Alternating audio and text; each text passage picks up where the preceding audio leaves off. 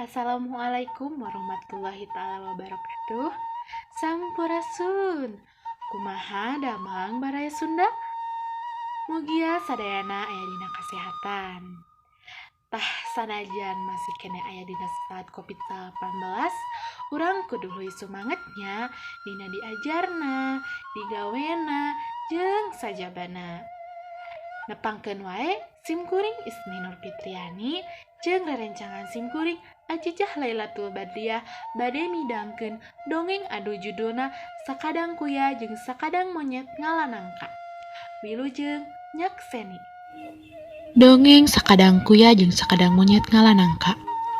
Kacaritakeun sakadang monyet jeung sakadang kuya keur sarare di sisi leuweung deket walungan dina tangkal Kiara. Sakadang kuya jeung sakadang monyet sare dihandap di sela-sela akar tepa jauh. Maksud teh ngame bisa bari ngobrol meme sare atawa bisa silih geuingkeun bisi aya nanaon.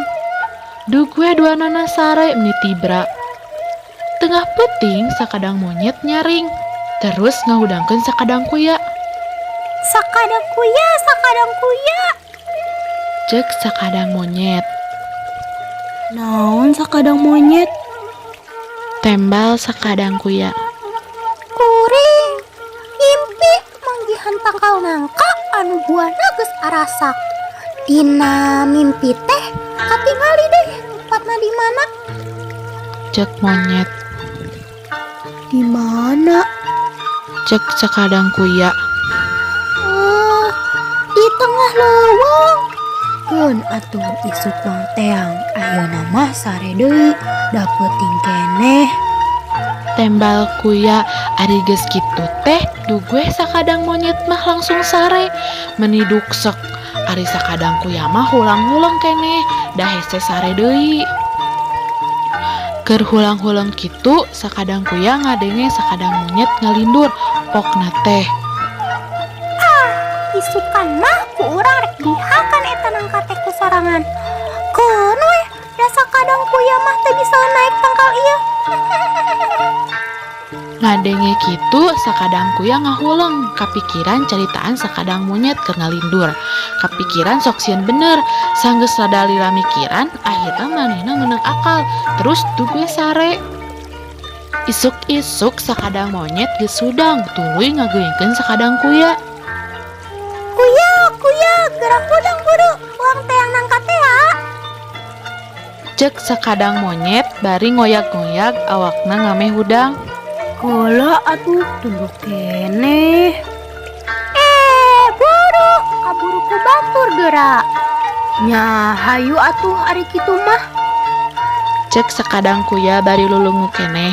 Ari ditu maranehna teh ka tempat tangkal nangka nu aya dina mimpi sakadang monyet. Ari pek teh bener, tangkal nangka eta teh aya. Atuh monyet gera naik, da urang mah teu bisa naik tangkal. Cek kuya. Kela atuh, urang teu bisa ngabedakeun mana nangka nu asap jeung mana nangka nu atah keneh kuya. Cek monyet memeh naik bade seuri dina hate. Sakadang kuya ngajawab. Lamun sorana plek-plek-plek berarti nangka eta geus asak. Lamun sorana pluk-pluk-pluk berarti nangka eta atah keneh. Heuk atuh, urang naik heula. Urang cokot eta nangka. Cek sakadang monyet bari langsung nerekel naik.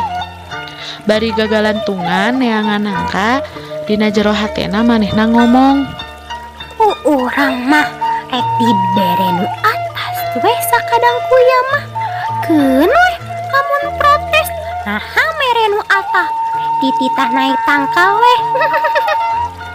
Terus we ngalaan nangka si monyet teh. Anu sorana pluk-pluk-pluk mah diteunden di luhur keur di dahar ku sorangan. Ari nu sorana pluk-pluk-pluk mah dialung-alungkeun ka handap. Padahal mah nu asak lain nu sorana pluk-pluk-pluk, tapi nu sorana pluk-pluk-pluk anu dialung-alungkeun ka si kuya.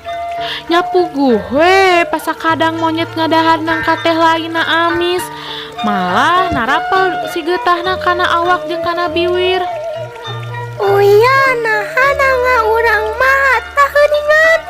Cek sakadang monyet dari balelo ngomongna da biwirna pinuh ku geutah.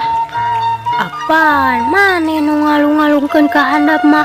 Urang mah masa ukur narima hungkul. Bari keur ngadahar nangka teh tereh beak. Mane mah tega ka babaturan teh, manya urang dibere anu atah. Bari cireumbay da teu ngadahar nangka asak. Akhirna mah sakadang kuya balik bari wareg, ari sakadang monyet mah indit duka ka mana da baeut tea. Nah, kumaha sae caritana teh? Hatur nuhun anu parantos ngaregepkeun dongeng sakadang kuya jeung sakadang monyet ngalanangka. Mugia dongeng ieu tiasa ngahibur sadayana jeung tiasa kanggo bahan pangajaran. Kirang langkungna da dihapunten tina segala kelepatan. Tong hilap, like, komen, jeung subscribe. Hatur nuhun sadayana. Assalamualaikum warahmatullahi wabarakatuh.